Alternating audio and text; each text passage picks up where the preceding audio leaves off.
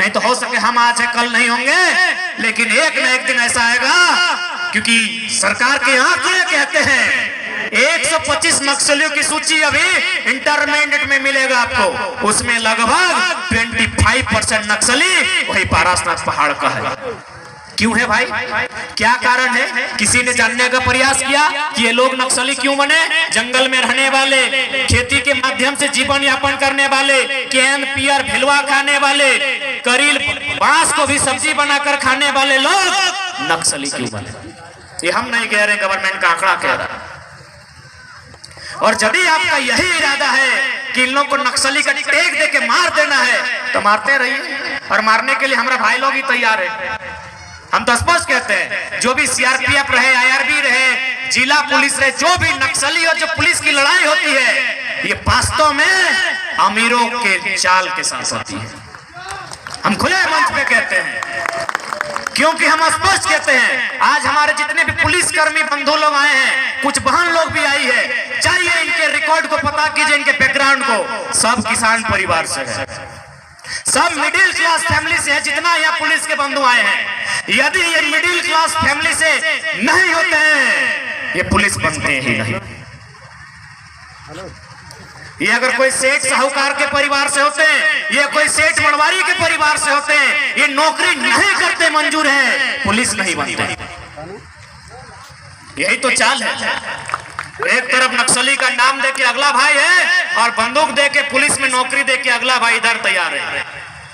नुकसान तो किसान का ही हो रहा है, नुकसान तो मिडिल क्लास का ही हो रहा है, बस चंद मुट्ठी भर अमीरों के लिए। वही भगत सिंह बोलते थे कि आजादी तो हम आजादी तो हम अंग्रेजों से छीन लेंगे, क्या वो गांव गरीब किसान तक जा पाएगी कि नहीं जा पाएगी? आज भी आजादी इस देश के मुट्ठी भर लोगों के हाथों में है। जब कांग्रेस थी तो उस समय बिरला और बजाज था, जब मोदी आई है अंबानी और अडानी है। आज भी देश की आजादी मुट्ठी भर लोगों के हाथों में है।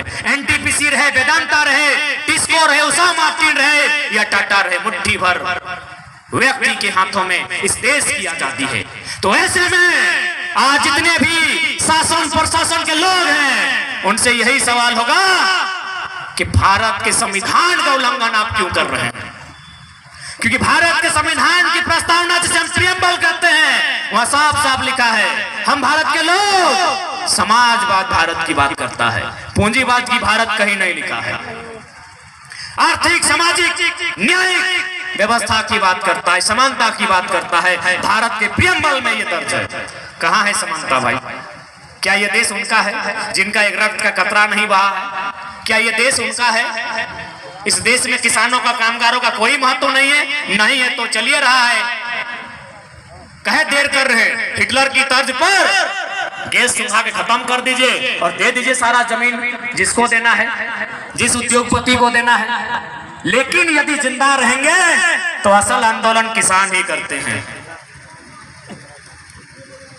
इसलिए आज ये जो समय है, नौजवानों, आज तुम्हें खड़ा होना है कि झारखंड की गलियों से एक आवाज आया है, उठो नौजवानों, फिर से इनकलाब आया है। अगर आज बैठ के रह गए तो फिर तुम्हारी आने वाली पीढ़ी बैठी ही मिलेगी तुमको। अगर आज तुम बैठ के रहे, अगर आज तुमने सामना नहीं किया, अगर आज तुमने अपने बातों को नहीं रखा, तो आने वाली पीढ़ी गुलाम होगी। इसलिए आज फिर से इनकलाब आया है, उठाओ नौजवानों, सामना करो, अपने पक्ष में नीतियां बनाओ, सरकार को मजबूर करो, और नहीं तो ठीक है, अगली सरकार तुम खुद बनाओ।